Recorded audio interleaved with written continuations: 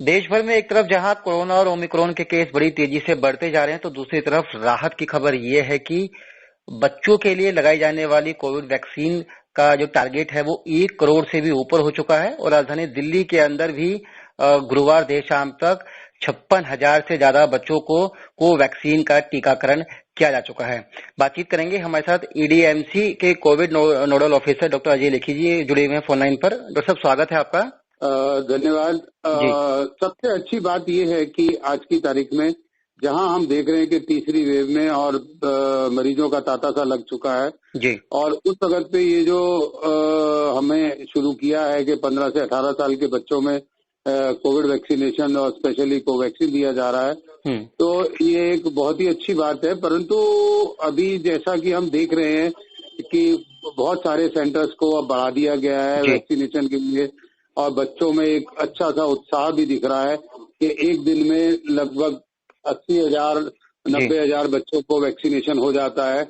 और आगे आने वाले दिनों में अभी मैं वहां से ऑफिस से ही आया जी, तो ये भी एक कैंप लगाने की भी स्कूलों में बात हो चुकी है और जिसके लिए अभी भी कैंप लगाए जा रहे हैं और बच्चों को दिया जा रहा है जी। परंतु बात ये आती है अभी कि हम ये कहें कि वैक्सीनेशन शुरू हो गया और इस वैक्सीनेशन के कारण ये कोविड नहीं होगा, ऐसा नहीं है अभी, क्योंकि जहां पे 2 डोज लग चुकी हैं बड़े लोगों में, उनके अंदर भी कोविड हो रहा है। बिल्कुल। तो इस वैक्सीनेशन में लगने के बाद भी मैं तो यही कहूंगा 2 गज दूरी, मास्क है जरूरी और हाइजीन का, तीनों चीजों का ध्यान रखना, चाहे वो एडल्ट एज में लगे हुए हैं वैक्सीनेशन, चाहे ये स्टूडेंट्स को लगाए जा रहे हैं 15 से 18 के लिए। जी डॉक्टर साहब, आपने बिल्कुल ठीक कहा कि जो कोविड प्रोटोकॉल है उसका पालन करना बिल्कुल नहीं भूलना चाहिए। सर, दिल्ली को लेकर एक सवाल है कि दिल्ली के अंदर हम डिस्ट्रिक्ट वाइज बात करते हैं तो जो पूर्वोत्तर के जिले हैं वहां पर बहुत ज्यादा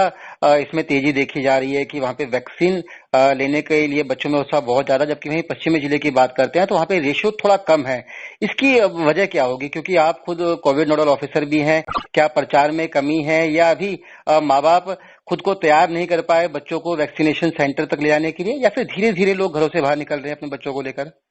ऐसा कुछ नहीं है। जिन एरियाज के अंदर कोविड बहुत ज्यादा फैला हुआ है, जैसे दिल्ली के अंदर बहुत सारी ऐसी जगह हैं जहाँ पे पेशेंट बहुत ज्यादा है, तो वहाँ पे माँ बापों में ना एक डर है कि कहीं मेरे बच्चे को भी इन्फेक्शन ना हो जाए और कहीं मेरा बच्चा भी उससे ग्रसित ना हो जाए कि वो बच्चा वहाँ पे जाए और किसी के संपर्क में आ जाए तो वहाँ पे हो जाए। जहाँ आपने दूसरी तरफ बात करी कि वहाँ पे ज्यादा है, तो वहाँ पे अभी डर की भावना नहीं है, इस तरफ डर की भावना है और कहीं ना कहीं वो डर इसी कारणवश है कि वो बच्चे को कहीं ना कहीं इन्फेक्ट ना कर दे। जी सर, एक सवाल भारत बायोटेक को लेकर भी है, क्योंकि कुछ जो टीकाकरण सेंटर हैं वहां पर वैक्सीन के साथ पैरासीटामोल की 3 गोली 500 mg की खाने की सलाह भी डॉक्टर दे रहे हैं, जबकि भारत बायोटेक कहता है कि कोवैक्सीन का टीका लगने के बाद किसी को पैरासीटामोल या पेन किलर खाने की जरूरत नहीं है, अगर कोई दिक्कत आती है तो डॉक्टर से सलाह लेने के बाद ही इस तरह की मेडिसिन ले। जी,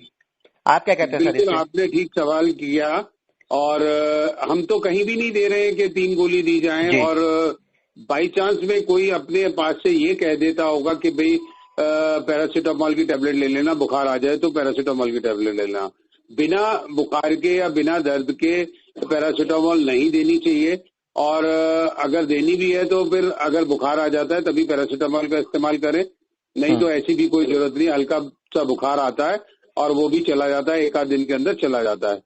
और जहाँ पे भी ये और एनाल्जेसिक बिल्कुल नहीं दिया जाता है, एंटी इन्फ्लेमेटरी ड्रग इसके अंदर नहीं देते हैं, सिर्फ और सिर्फ पैरासीटामोल का इस्तेमाल किया जाता है, वो भी तब अगर बुखार हो।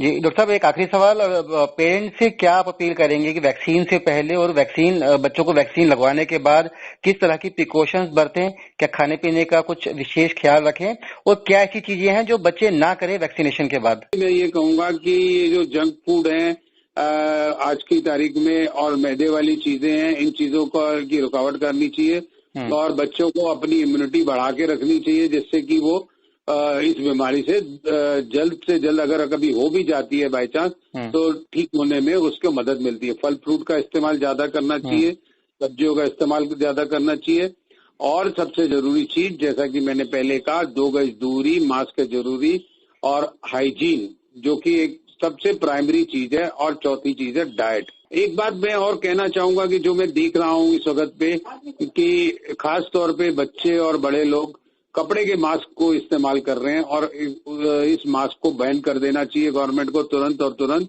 आज आपने देखा होगा कि एक विशेषज्ञ का ये भी बयान आया था कि PPE kit non ICU area में जरूरत नहीं जी। तो मैं इस बात को कहूंगा कि इसके अंदर ये ड्रॉपलेट इन्फेक्शन से बढ़ता है। तो जो है मास्क जो है 3 प्लाई मास्क या N95 मास्क का इस्तेमाल कपड़े के मास्क, हाँ कपड़े के मास्क से ये बहुत ज्यादा फैल रहा है। जैसा कि ये फैला है ना, तो ये कपड़े के मास्क से फैल रहा है जी। तो इस पे जरूर रोकथाम लगनी चाहिए, तुरंत और तुरंत लगनी चाहिए। अगर केसेस को हमें कंट्रोल में करना चाहिए जी। डॉक्टर साहब बच्चों को लेकर एक सवाल है, क्योंकि आपने काफी कुछ जो प्रतिक्रिया थी उस पर दिया है बच्चों को लेकर ही, खान पान को लेकर। क्या जिन बच्चों को अब वैक्सीन की पहली डोज लगी है उनमें इम्यूनिटी कब तक बन जाएगी, और क्या वो ये मान के चले कि उन्हें वैक्सीन की एक डोज मिल चुकी है तो उन्हें बहुत ज्यादा घबराने की जरूरत नहीं है, कोरोना उनके आसपास इतनी जल्दी से प्रवेश नहीं कर पाएगा, फटक नहीं पाएगा? ऐसा नहीं है। अगर वैक्सीन की पहली डोज लग गई है तो इसकी इम्यूनिटी बनने के 1 महीने का टाइम लगता है, पहली बात जी। और जैसा कि हम देख रहे हैं कि कोविड वायरस के वेरिएंट आते जा रहे हैं, जैसा कि अभी ओमिक्रॉन हम देख रहे हैं। ठीक है, वैक्सीन लगने के बाद इसका जो प्रभाव होता है वो कम होता है, और कहीं ना कहीं हॉस्पिटलाइजेशन कम हो जाता है। परंतु हम ये ना सोचे कि वैक्सीन लग गया और नहीं हो सकता, क्योंकि जो ये लिव एटेन्यूटेड वैक्सीन बनती हैं, जैसा कि कोवैक्सीन है, इसके अंदर जो वायरस है वो डेल्टा और अल्फा वाले स्ट्रेन हैं। ओमिक्रॉन वाले स्ट्रेन का अभी म्यूटेशन का नहीं आया है वो वैक्सीन। इसी कारणवश ये वैक्सीन लगने वालों के को भी दोबारा से कोविड हो रहा है जी। तो जी बिल्कुल हमें नहीं सोचना चाहिए कि वैक्सीन लग गया और हम लापरवाही करें। चलिए, लापरवाही बिल्कुल नहीं करनी, और आपने बताया कि किस तरह से अपना ख्याल रखना है। अगर लगे वैक्सीन के बाद कोई दिक्कत तो डॉक्टर से सलाह लेकर ही किसी तरह का पेन किलर या फिर ऐसी दवाई लेनी चाहिए जिससे आपको राहत मिले। डॉक्टर साहब बहुत बहुत शुक्रिया इस बातचीत के लिए, तमाम जानकारी के लिए आपका धन्यवाद सर, धन्यवाद।